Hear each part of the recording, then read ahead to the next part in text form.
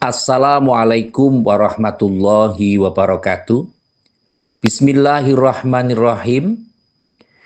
Ketika kita akan memasuki bulan Desember di tahun-tahun ini, atau setidaknya tahun 2024, maka setidaknya kita meninjau kembali, tepatnya di hari kemarin, pada saat peristiwa puncak Hari Guru Nasional di Velodrome Rawamangun, Jakarta, menghadirkan puluhan ribu ataupun puluhan ribu guru dan tenaga kependidikan serta para menteri hadir di tempat yang sama, bahkan dihadiri oleh Bapak Presiden Republik Indonesia ke-8, Bapak Prabowo Subianto, dan memberikan informasi yang sangat menakjubkan serta informasi yang ditunggu-tunggu oleh para guru, yakni bagaimana kesejahteraan mereka betul-betul diperhatikan oleh pemerintah.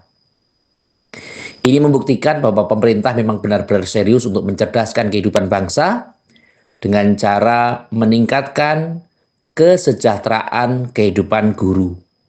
Bahkan guru yang tingkat pendidikannya D4 atau S1 akan difasilitasi mendapat bantuan untuk mendapatkan pendidikan yang tentunya S2 atau yang berikutnya.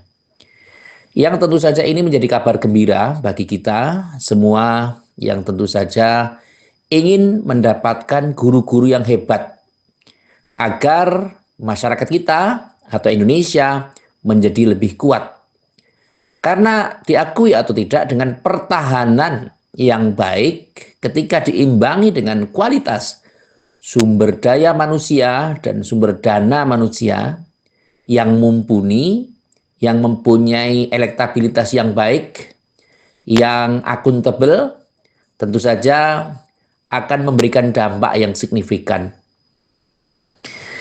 Baru pertama kali di negara kita saat ini bahwa pendidikan menjadi sektor utama setelah pertahanan.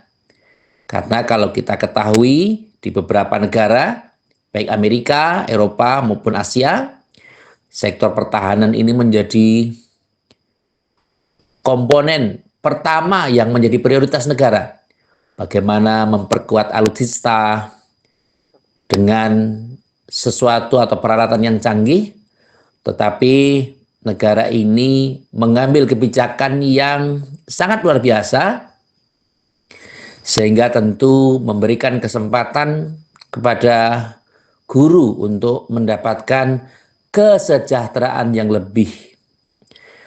Dan informasi yang lain adalah bahwa sekolah, sekitar 10.000 sekolah, nantinya akan diberikan bantuan yang secara transfer akan langsung kepada sekolah masing-masing. Sehingga tentu bagi sekolah-sekolah yang siap dengan manajemen yang baik, maka tentu saja akan memberdayakan masyarakat lingkungan sekolah untuk memberikan kesempatan bekerja atau membangun sekolah dengan biaya yang diberikan oleh pemerintah. Pola inilah yang tentu saja menjadi terobosan dan tentu saja program yang lain yang tentu dikabarkan oleh Bapak Presiden bahwa untuk menghindari adanya kesenjangan pendidikan, baik pendidikan di daerah terluar, terdalam, maupun di daerah yang tentu mempunyai kondisi lingkungan yang kurang memungkinkan untuk berpendidikan, maka setiap sekolah akan diberikan televisi. Yang televisi itu kalau kita ingat mungkin pada saat lalu sekitar tahun 90-an lah, sekitar itu ada namanya Televisi Pendidikan Indonesia atau TPI, yang tentu saja secara kondisional bertahap memberikan pembelajaran tentang bagaimana pelajaran-pelajaran di sekolah. Jadi ketika itu ada pendidikan berjenjang, ada pendidikan SD, SMP atau SMU atau SMK. Ini tentu saja menjadi terobosan yang sangat baru dan tentu harus disyukuri. terutama bagi kita yang mempunyai putra atau anak yang bersekolah. Tentu saja kita tidak perlu minder dengan kondisi mungkin anak kita tidak mendapatkan les atau tidak mendapatkan pendidikan atau pelajaran tambahan, tetapi setidaknya ke depan akan menjadikan sesuatu yang lebih maslahat, yang lebih manfaat karena banyak media. Jadi anak tidak hanya sekedar kita marahi karena dia menggunakan HP terlalu lama atau bermain media sosial, tetapi setidaknya mari kita cari hikmahnya. Karena ketika anak kita mampu mengoperasionalkan alat komunikasi dengan baik, mungkin dia mampu untuk menggunakan aplikasi-aplikasi tertentu, maka ya keuntungannya apabila orang tuanya gaptek atau gagap teknologi, maka tentu saja anak ini akan bisa membantu kita. Jadi mengupayakan hal-hal yang positif untuk memanfaatkan kondisi supaya kita lebih banyak bersyukur. Karena kalau kita menyesali misalnya, wah anak kita ini sekarang lebih suka bermain HP, lebih suka bermain laptop, lebih suka bermain game. Sekarang ini bagaimana supaya kita bisa lebih mengarahkan bagaimana aktivitas-aktivitas ini bisa menjadi lebih produktif. Bagaimana anak kita mampu mengondisikan sesuatunya dengan cara-cara yang baik. Maka yang paling penting adalah meningkatkan kreativitas. Yang belajar tidak hanya anak-anak, tetapi orang tua juga dituntut untuk memahami. Memberikan strategi-strategi yang baik supaya anaknya tidak hanya sekedar dimarahi, tetapi dalam bahasa Jawa dituturi, diberikan tutur, diwuruk, diberikan pembelajaran-pembelajaran, diberikan nasihat supaya mereka tidak berlaku destruktif, tidak berlaku yang merusak, baik merusak dirinya atau merusak lingkungan atau hal-hal yang sifatnya merugikan.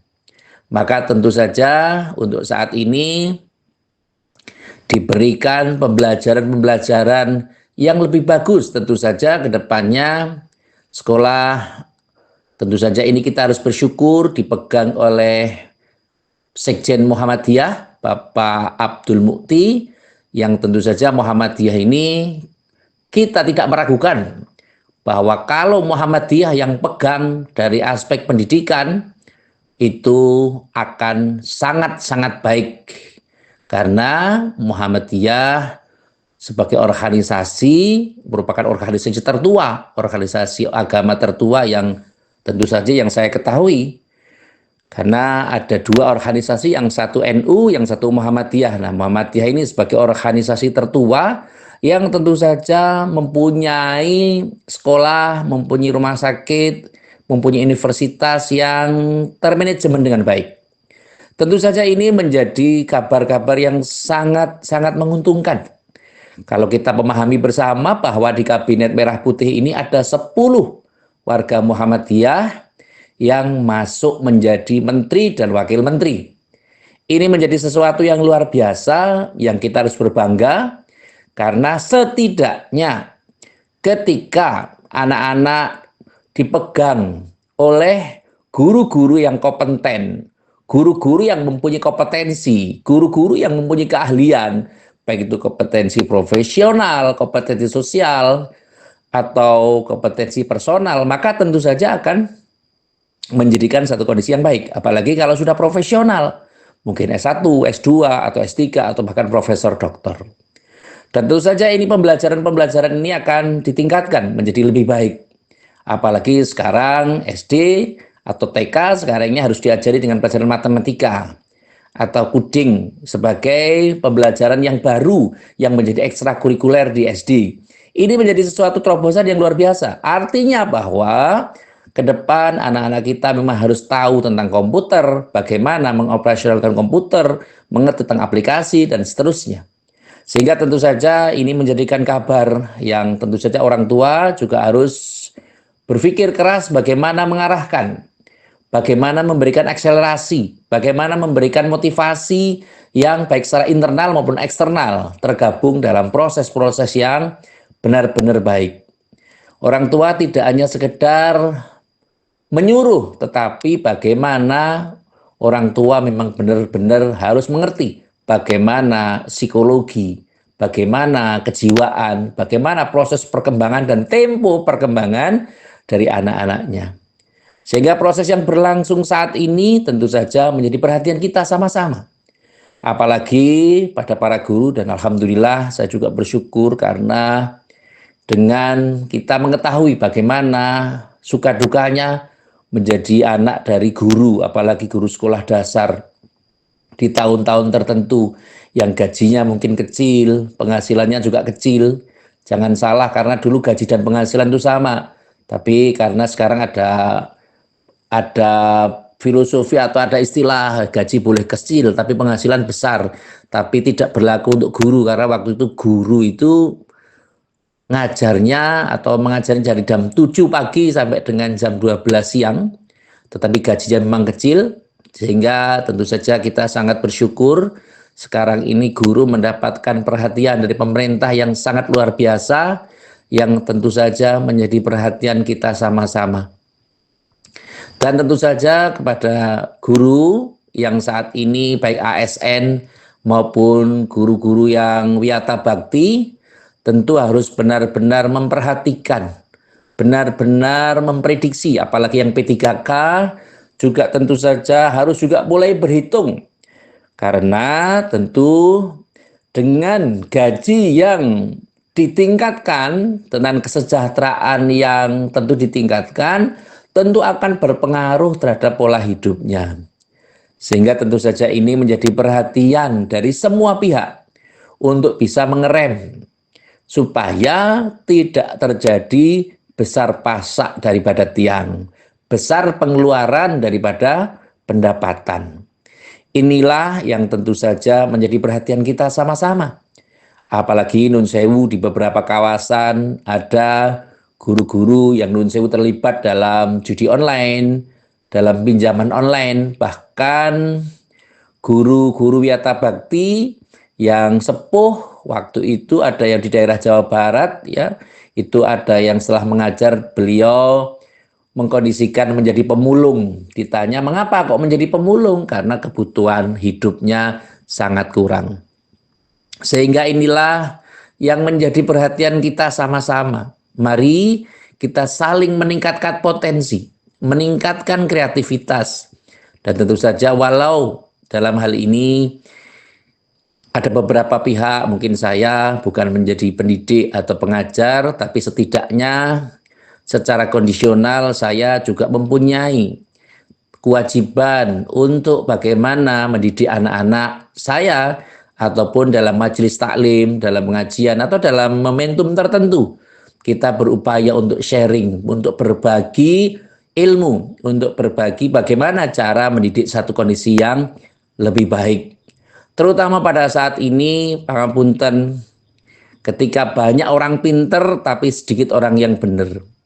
Ketika ada sejarah yang mengatakan bahwa Indonesia ini dimerdekakan oleh orang lain, oleh kelompok dari negara lain, itu tentu saja tidak benar. Saya sedikit ingin bercerita bagaimana tentang di daerah istimewa Yogyakarta, ini ada namanya Kali Gajah Wong atau Sungai Gajah Wong. Waktu itu Sri Sultan Hamengkubuwono, Sultan Agung Hayakrokusumo waktu itu dawuhi kepada abdi dalem keraton untuk memandikan gajah di sungai. Tetapi karena mungkin ya orang-orang itu yang didhawuhi Kanjeng Sultan itu tidak menjalankan perintah dengan baik, sehingga secara kondisi mereka bergumam, "Oh, gimana ini wong tidak ada airnya kok suruh memandikan gajah." Sultan Agung Hayakrokusumo itu mempunyai satu kondisi, mempunyai daya keramat yang tinggi, mempunyai kesaktian yang luar biasa. Ketika orang itu ngeyel dalam tanda kutip, ingin membantah lu gimana ini, karena ketika dipraktekkan, Sultan Agung Hanyakrokusumo ini mampu memandikan gajah ini hanya dengan astanipun beliau, dengan tangannya. Beliau mampu memandikan gajah. Ketika beliau menyuruh abdi dalam itu untuk memandikan gajah dan ada pemberontakan, ada protes. Loh, ini tidak ada airnya kok. Suruh memandikan gajah, bagaimana caranya?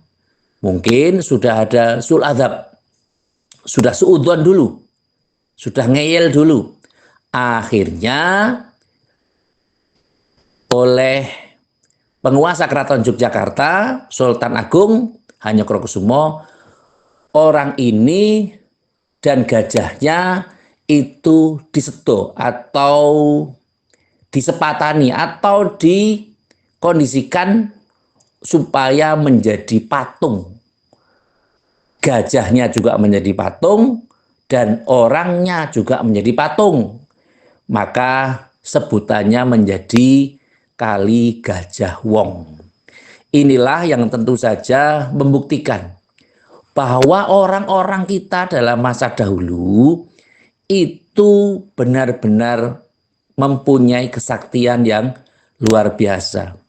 Bahkan saat ini pun kita masih ketahui banyak teman-teman kita di pengajian, di majelis ta'lim itu juga mempunyai ilmu. Aji Norontoko, Rawa Rontek, dan sejenisnya. Masih mempunyai hal itu. Kalau generasi Z mungkin tidak percaya.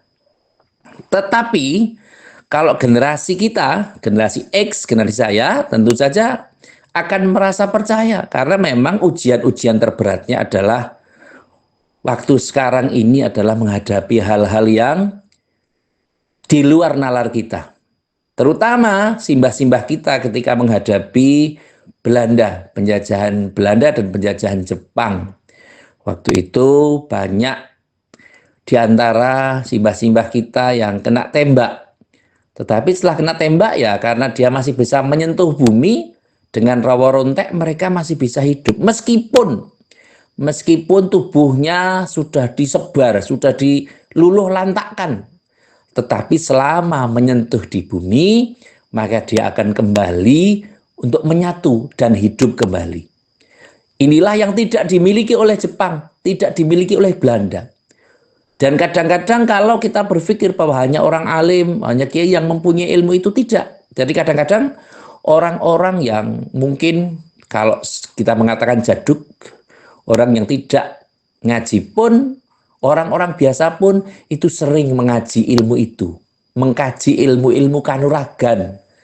Sehingga tentu saja mereka akan mengupayakan kondisi untuk keselamatan dirinya. Nah, oleh karena itu banyak hal yang dilakukan. Misalnya dengan tirakat, dengan puasa, dan yang lain, serta mempelajari ilmu tertentu.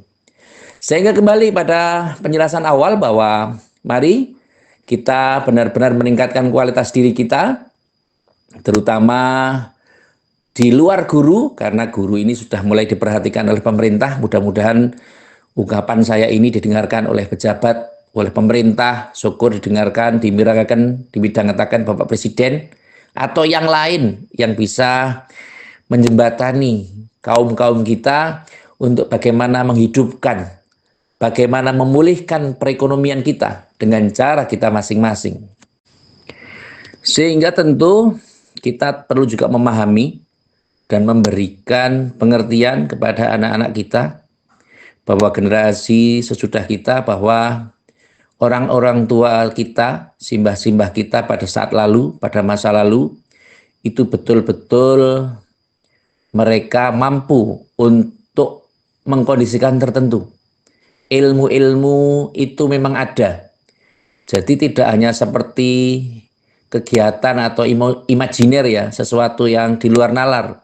Tapi kadang-kadang simbah-simbah kita karena tirakatnya, karena beberapa hal yang mereka lakukan, khususnya dengan kajian ilmu, kita bisa mengerti bahwa kiai-kiai kita, memang mempunyai kesaktian yang luar biasa, atau cara bahasa kita mungkin mempunyai kekeramatan atau karomah yang luar biasa.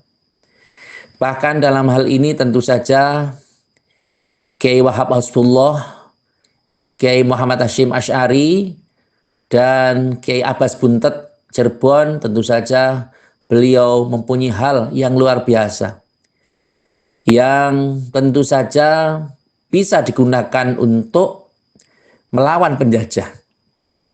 Saat ini banyak sebenarnya kiai-kiai kita yang pada tingkat kesaktian itu sangat luar biasa. Hanya beliau ini tidak mau menunjukkan kekeramatannya, kesaktiannya. Mereka mampu menggunakan hizib. Beberapa hizib bisa mereka lakukan, termasuk Senggoro Macan, termasuk hizib Barki, hizib Nasor, dan seterusnya. Kita sebagai orang awam, saya sebagai orang awam tentu akan merasa kagum terhadap beliau, dan orang-orang yang sekarang ini masih banyak orang yang mampu untuk mempelajari ini. Kalau kita mungkin harus belajar untuk berjalan di atas air, mengalami kesulitan, tapi ada beberapa guru-guru kita yang tentu dengan mudah untuk melaksanakannya. Dan ini menjadi sesuatu yang tidak mustahil karena mereka mampu untuk mempelajari ilmunya. Nah, kita bisa tidak harus menolak dengan kapasitas ini, karena mau tidak mau kita harus yakin bahwa mereka itu bisanya mempelajari itu karena memang ada metodenya, dan ada yang memberikan sanad keilmuannya, ada yang memberikan ijazahnya. Sehingga dalam hal ini kita harus merasa bahwa memang ada beberapa yang sudah kita kuasai, tapi jauh di luar itu sangat banyak sekali yang tidak kita kuasai. Sehingga tentu saja dengan perkembangan ilmu dan teknologi seperti ini, kita harus memahami bahwa ada nilai-nilai yang sangat-sangat harus kita pelajari, terutama kita sebagai generasi tua. Jangan sampai ketuaan kita ini tidak mempunyai nilai dalam kehidupan. Di dalam Al-Quran sudah dijelaskan ada pengulangan, fabi ayyi ala'i rabbikuma tukadziban. Di dalam surat Ar-Rahman itu setidaknya diulang 31 kali. Tapi itu tentu saja tidak hanya sekedar menjadikan pengkondisian kita, bagaimana kita mendustakan nikmat-nikmat Allah, tetapi tentu saja ayat-ayat Allah ini mari kita kondisikan sebagai sesuatu dengan cara-cara yang bijak, sehingga insya Allah dalam hal ini supaya kita bisa menerapkan, setidaknya kita bisa memberikan tutur kepada anak-anak kita bahwa memang negara kita ini adalah negara hebat. Kita mempunyai generasi-generasi yang luar biasa, mempunyai Presiden Soekarno, mempunyai Presiden Soeharto, mempunyai Presiden Habibie, yang tentu masing-masing mempunyai keahlian. Jangan kita tonjolkan negatifnya, tetapi tentu saja kita juga harus menyampaikan sisi positifnya. Anak-anak kita harus kita didik untuk tidak banyak menghujat, tetapi harus banyak-banyak memuji keberhasilan-keberhasilannya, supaya mereka mampu untuk memberikan yang terbaik untuk kehidupannya. Yang terakhir, seperti biasa, mari kita upayakan saling mendoakan, agar kalau kita saat ini terjadi permasalahan-permasalahan yang tentu saja rumit, pelik, dan belum terselesaikan, semoga Allah Subhanahu wa Ta'ala memberikan solusi kepada kehidupan kita. Semoga Allah Subhanahu wa Ta'ala juga meringankan beban dalam diri kita, dan insya Allah kehidupan kita akan menjadi lebih baik. Amin. Allahumma amin. Terima kasih kepada semua pihak yang telah membantu terselenggaranya acara ini, dan saya juga mengucapkan terima kasih kepada netizen yang telah mensubscribe, like, dan komen. Tentu saja masukan-masukan yang positif, himbauan-himbauan yang positif, serta mungkin materi apa yang tentu akan dan ingin untuk saya ungkapkan, Semoga bisa ditulis di kolom komentar, sehingga tentu saja insya Allah apabila waktunya memungkinkan dan kita bisa memahami serta saya bisa menyampaikan, semoga di lain waktu, lain saat saya bisa menyampaikannya. Sekali lagi, terima kasih atas waktu, tenaga, biaya, dan semuanya yang telah dikorbankan untuk mengembangkan channel ini. Semoga channel ini bisa bermanfaat. Terima kasih atas segala perhatian dan mohon maaf atas segala kekurangan. Saya akhiri, wallahul muwafiq ila aqwamit thoriq. Wassalamualaikum warahmatullahi wabarakatuh.